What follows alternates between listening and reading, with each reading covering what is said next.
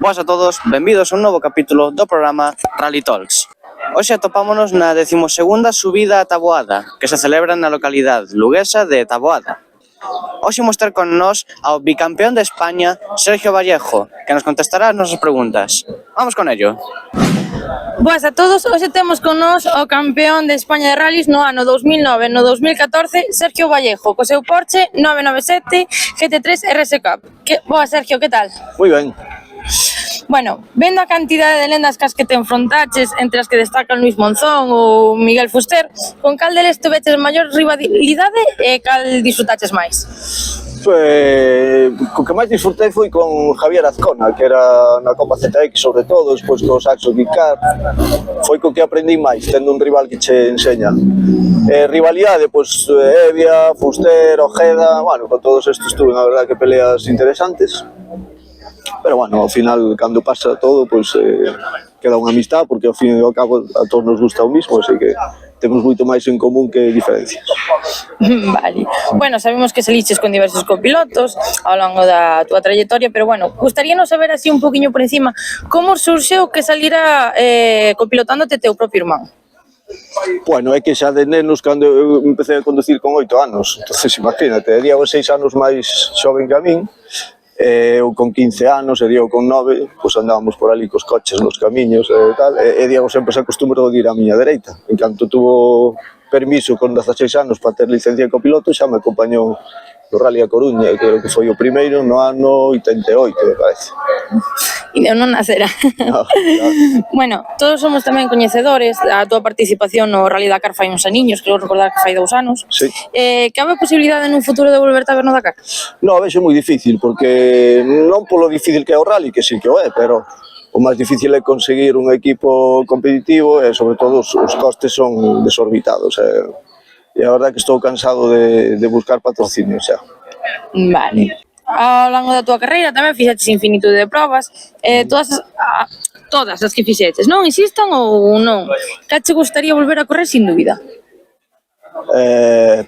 Non te sabría decir, porque é que sempre disfrutei de cada carreira. Cada vez que vou a un rally, unha subida ou que sea, focalízome en facer ben esa proba e disfruto ao máximo, o sea que... Pero eu que sei, o Rally Costa Brava, aquel que era Campeonato de España, eran os tramos moi chulos, Ourense tamén me encanta, Llanes, en fin, todos. Si me poño, digoche todos. E de todos os coches cos que correches, con cal che gustaría repetir?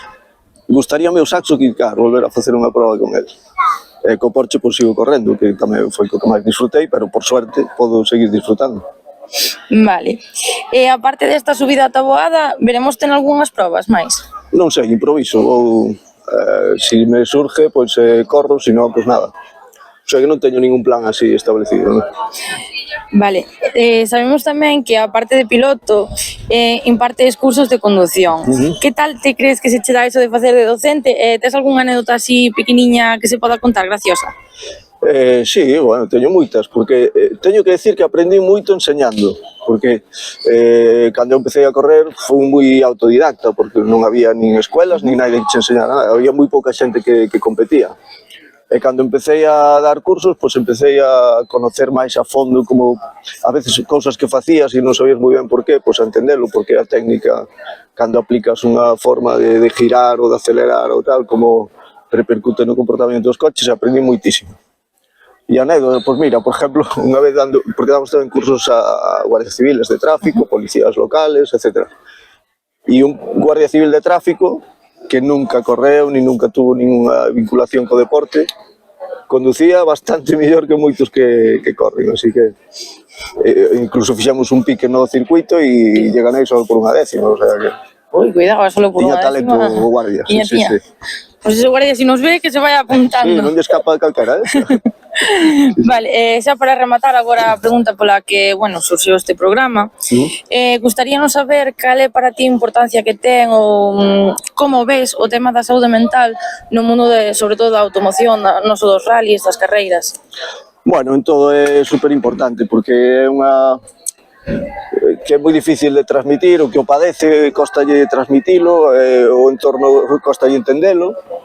E o que podo dicir é que cando, por exemplo, no meu caso, que estuve competindo ao máximo nivel moitos anos e tal, E cando deixas, a verdad que notas un vacío importante. Tens que saber marcarte outros obxectivos e tal, pero non é fácil, hai que...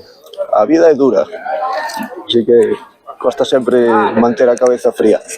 Vale, pois algo que queiras engadir, un saludo ou algo?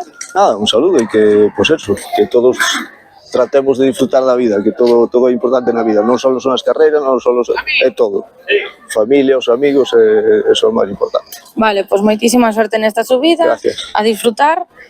Vémonos, e graciñas por participar. Veña, nada, a vos. Gracias. Veña, Hasta logo. Chao.